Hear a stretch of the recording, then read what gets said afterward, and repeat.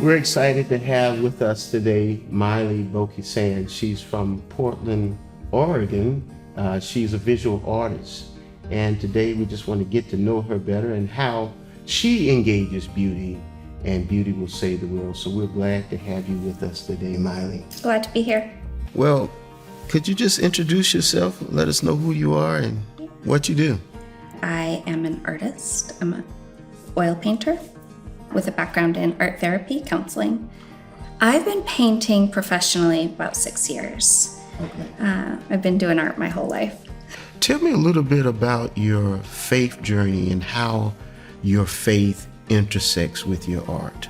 I grew up in the church, took my first steps in the church. I joke, but maybe. Around middle school, my faith kind of became my own. I had set art aside and kind of came back to it as an adult. In that, I started to understand God and God's character in different ways, and really saw God as an artist, looking around at creation, and really resonated with that as part of the way I saw the world. Mm-hmm.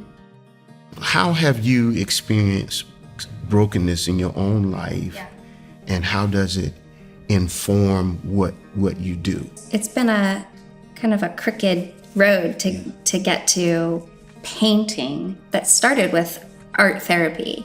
So when I was in college, I was diagnosed with cancer in my right eye, and ultimately had my right eye removed. So I only have one eye that is functional. As part of that healing process, I discovered art therapy. I just did art for myself and found it incredibly healing. So I shifted. I was already a psychology major, but I shifted my focus to look at art therapy as my kind of counseling niche. Yeah. Ultimately went to grad school, started counseling, doing art therapy, and really valued the process of art as a tool and a language for healing. There are feelings and experiences that we neurologically can't access, that a visual language can. I found it was really powerful for me, for my clients, and then kind of set that aside to be a mom for my 3 kids. So when I picked up a paintbrush again, just as my own art therapy, something to do for me, coming out of the trenches of small children rearing, I found art healing again, and now get to share it in a different way. You know, I never knew until I met you that there was such a thing as art therapy. Yeah. When we first met, you were sharing that with me, and I can see the reality of that in your paintings. There's something healing about art. Yeah. If you look long enough and behold what you're watching and what you're seeing, it definitely, there's a healing nature to art. Yeah. And as you say that, I don't know if I'll be able to articulate this, but when I consider God as the artist, right? The artist of creation, and us as reflectors, right? Of that, as image bearers of that aspect of God. I think about looking at nature, going for hikes and standing before the ocean, and being in creation is healing. As an image bearer, as an artist, I also get to do that, but I can't, create a tree, but I can also create something beautiful.